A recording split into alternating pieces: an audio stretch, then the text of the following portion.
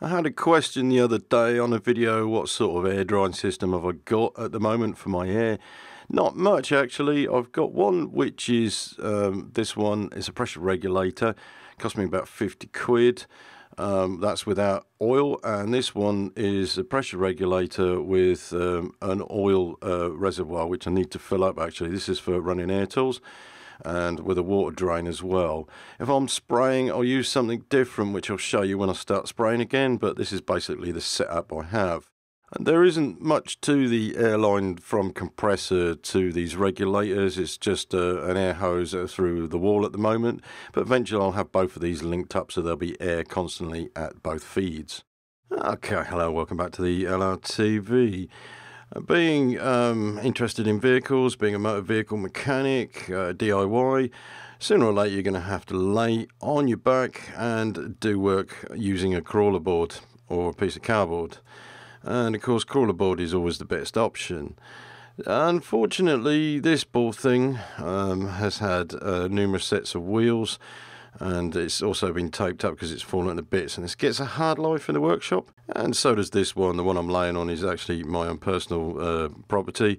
There's only half a crawler board left, and this also has had numerous wheels welded on, and yet they still tend to fall after a while. Because of the fixings, they're aluminium, strips the threads and all sorts, and it has a hard life on a workshop floor. Now, I've been looking at designs, something like this, to put larger wheels on to cope with, and I think we're going to have to do a welding project on our LRTV welding at some point. Anyway, I just thought I'd show you this as well. This is quite groovy, and I'm pretty sure some people would enjoy using this. Anyway, yeah, at the end of the day, hard day's work or after each job, Toolbox tends to get fairly messy. That was yesterday, this is today, and I'll just show you. I'll walk around the Toolbox and I'll show you that I've actually been doing some electrical work.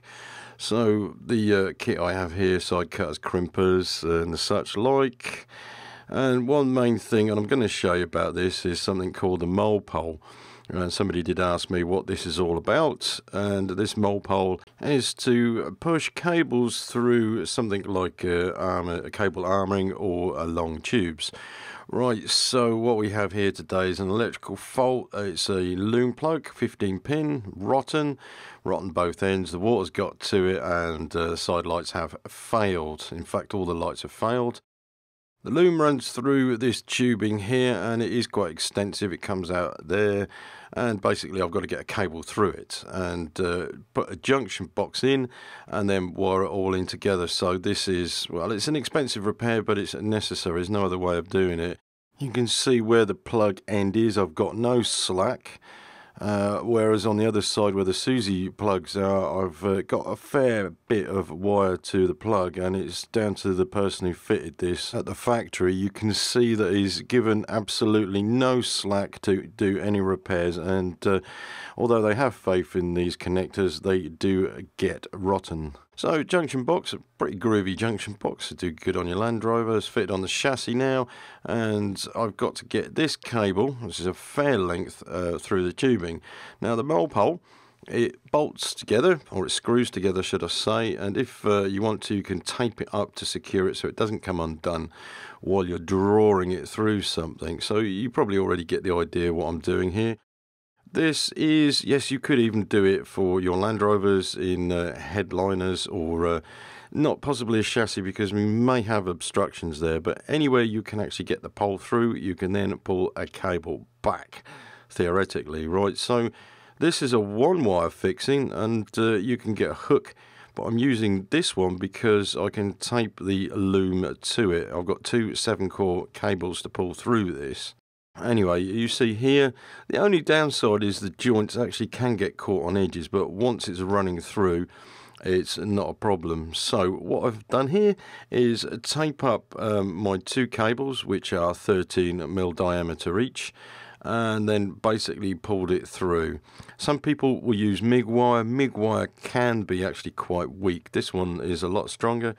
And yeah, there you go. I've got my cables through. Now that is half of the job done already, because this can be rather awkward. So you can see junction box is all wired in now, and this being from a German manufacturer, it's actually got German words on it.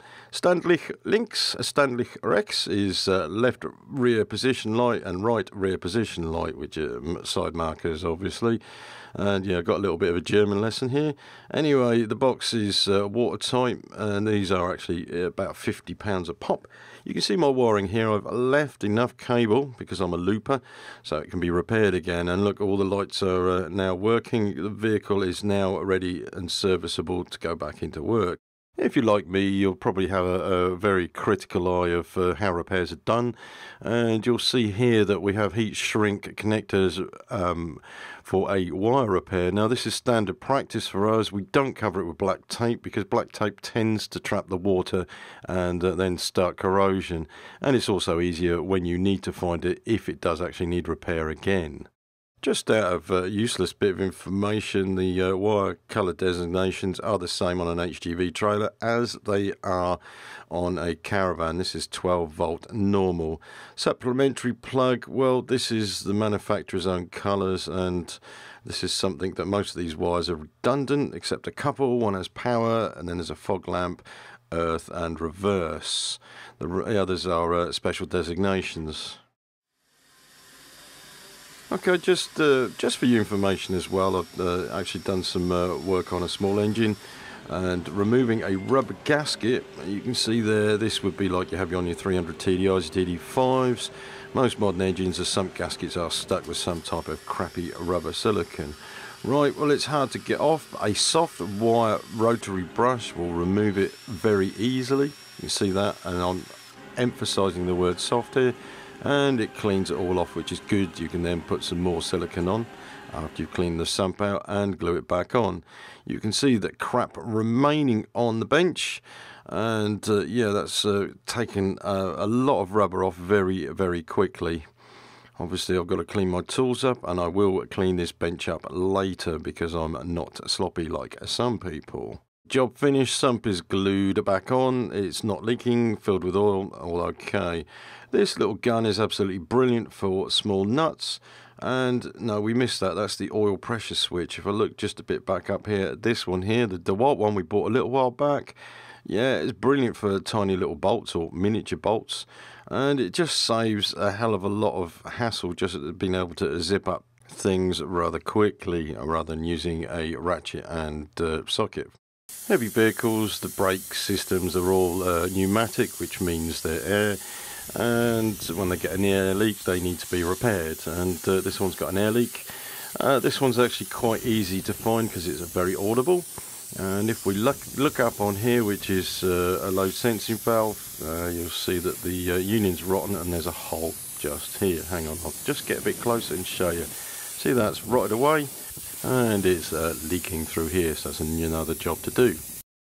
Now, various jobs to do. This is another trailer, and this one I had to do it very economically, which is partially structural. This is a steel plate 4mm thick, and it's been stitch welded, which is an economical and quick way of welding something which doesn't rely on the weld for pure strength. Okay, so end of the day, toolbox, everything's gone away, everything's clean, except for these, which I'm going to take home, and I'm now going to show you what these MIG pliers are used for. Okay, so at home, actually in the living room where I'm storing this at the moment, right, so combination pliers, you have a wire cutter, okay, always keep this on hand, whatever you're doing, especially for small panel work. On nearer the handles, you have a shroud remover, and especially when they're hot, you'd use a tool to remove them, and also your contact tip remover, like so. These do get a little bit gummed up and the threads can get rather tight. Anyway, on the end here you have a cleaner for your shroud, and I'd utilise that as much as possible. You also have some sort of hammerhead arrangement, maybe for tapping the crap out of there. And yeah, basically that's it. It's a plier that you keep on hand with your MIG welder at all times. Very useful. Just for you guys in the UK, Lidl's at the moment have a special offer. Well, they've got loads of air tools. I'm not over keen on the cheap air tools. However, there is an air rivet for £25. I don't know how long this is going to last. Please don't ask me, but I'm going to put it through its paces at work and see how long it actually does last, because our air rivet always seems to be missing for some reason.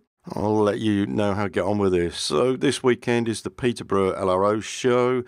It's the 16th and 17th, so if you're there, I'll be there Sunday, and I'll be trying to avoid being mobbed by people. But if you recognise me, you know me, then stop me and have a chat. Pop along to the 4B tent possibly, and I'll be there at some point hanging about.